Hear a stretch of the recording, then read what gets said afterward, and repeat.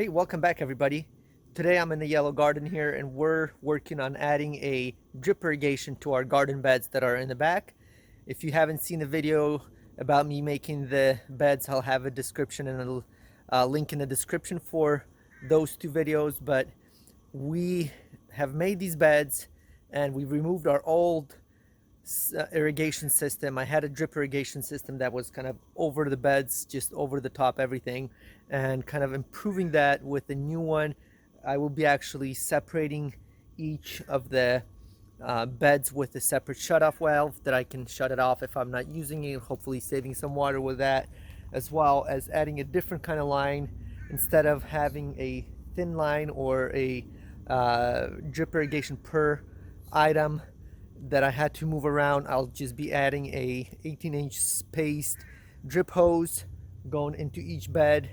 I think they have a limit of about 270, I believe 270 feet, which will be perfect for this area. This will give me this one zone. I'll show you where we're at and how I'm going to be doing it, so stay tuned. Subscribe to our channel if you haven't yet, give us a thumbs up, and we'll show you how we get this place irrigated. Okay, so I used to have the line come in here that goes to our connection, and all of these beds, they used to be not beds, just hills, were under one zone, and we would water everything together. Now what I've done is in each bed I went under the pavers here and I put a line in right over here into each bed separately. So what I'm doing right now is actually just adding a shut-off valve right into each of these pipings here. This way, let's say like this bed right here doesn't have anything planted yet, I can just shut it off and the other beds can be watered and I don't have to waste water for this. Same thing, let's say for my tomatoes here that I have later on the season, I will be having watering these tomato plants throughout every other day or so. But then in these beds I'll have rows of cucumbers which need water every day, so I'll be able to shut off the tomatoes at least every other day or every few days and have water irrigation go through through the lines just where I need them for the beds I need them.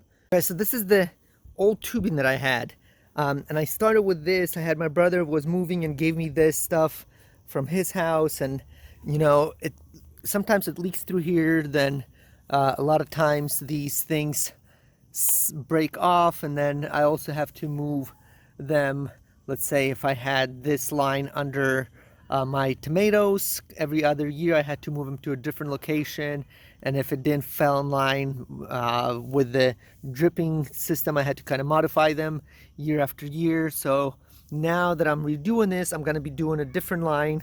I'll still keep these for some other project, maybe, some of them are fairly good lines. I mean, some of them will probably have to go, but I'll still keep them for my other places in the future, like my blueberry rows and stuff where I don't need to water everything.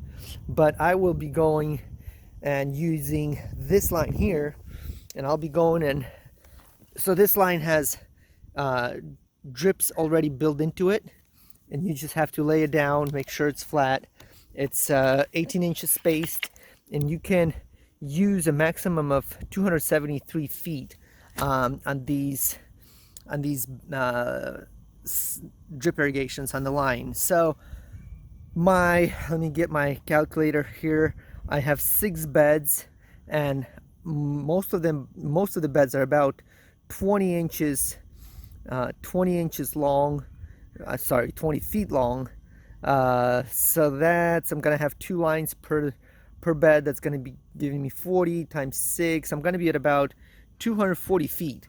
So that would be perfect distance. I won't be losing pressure, as well as I'll be able to control these separately and per bed as well.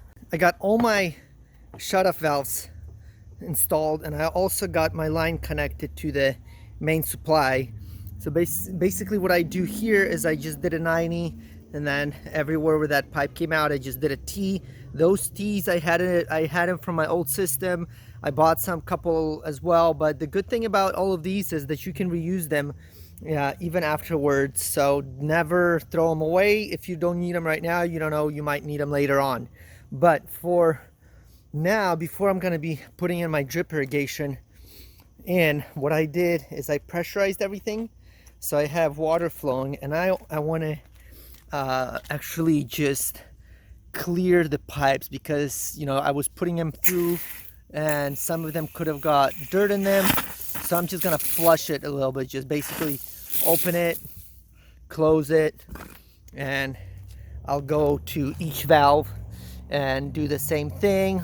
It's kind of, and you can see that on some of them actually the water starts flowing out pretty dirty. So I'll do the same again once I put the main pipe in, and we'll flush that as well afterwards. But for now I'm just gonna flush this line out, get everything out of there, make sure there's no dirt so it doesn't plug up any of my emitters for the drip irrigation. All right, so now that all of my are clear and I can cut my main line and connect the pipes for the actual drip. Looks like this one's either got something in there that it's not shutting off all the way, but I'll just, there it goes. Well, I got all of our drip irrigation installed, finished with that project finally. We had very dry April as well as dry May so far, and I got it in time. We have our tomatoes planted already. I haven't watered it. I haven't used it for a couple days specifically, or for the purpose of showing you guys what it's doing and how it's actually working. So I'll just take this area right here. As you can see, I have 2 rows of tomatoes, 1 and 2, and we have the drip irrigation kind of just going right next to them.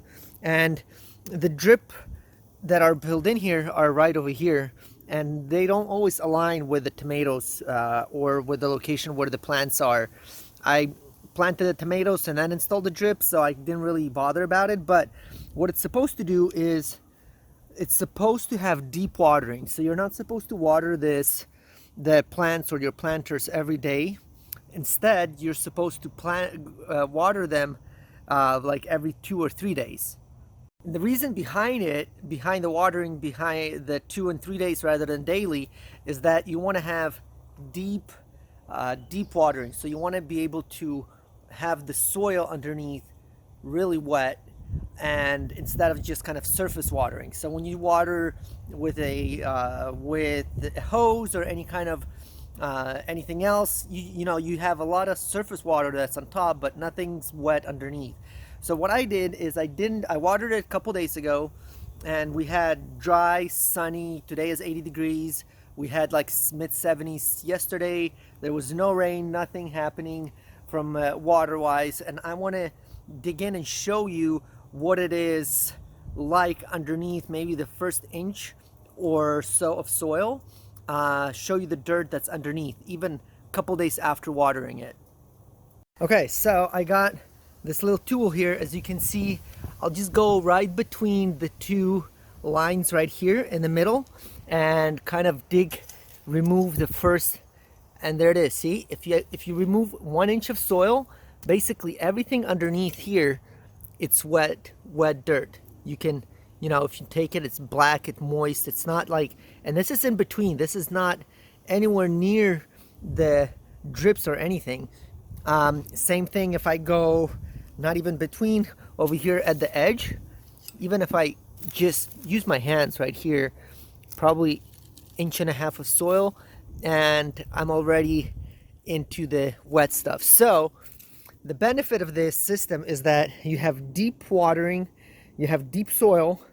One thing I will need to do, and I was planning on doing it, and we do it almost every year, is we mulch the beds. So I'll add Once the plants get established a little more, I'll add to all of our beds right here, to all of these. And I don't know why my gimbal is twitching here, but those are cabbages as well, and they're doing perfect well. We have what do we have here? We have cucumbers that are planted in here, and they are getting ready to sprout. I actually looked at those and they're coming right up. So I'll add wood chips to cover the soil. That way when the soil gets wet, penetrated with water, it will stay in there and won't dry up as fast. So I'll be honest with you, I wasn't really sure about this system of drip irrigation, setting it up like this. I mean, I've read about it, but you know, you kind of wonder if it's actually going to work or not. And after using it for a few times, I watered for about 60 minutes every 3 or 4 days, 3 days or so right now. Obviously, once I have more mulch on there, it'll stay wet a little bit longer as well. But it actually gets the whole bed wet. The whole area is wet.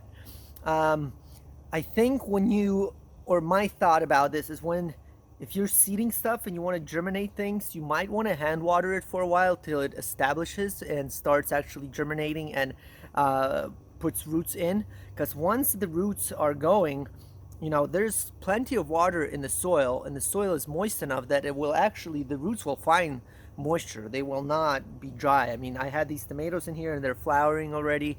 Lettuce in the back. There's other plants growing. I'm sorry, cabbage in the bag. There's other plants growing around the beds, and they're actually all doing really well. So I think so far I'm liking this. I got separate control on these beds, and I am liking how it's working out so far. So we'll see how it goes. I will keep you guys updated. Give us a thumbs up, subscribe to our video, to our channel, and we'll give you an update on this system and how it does throughout the summer and throughout the growing period this season.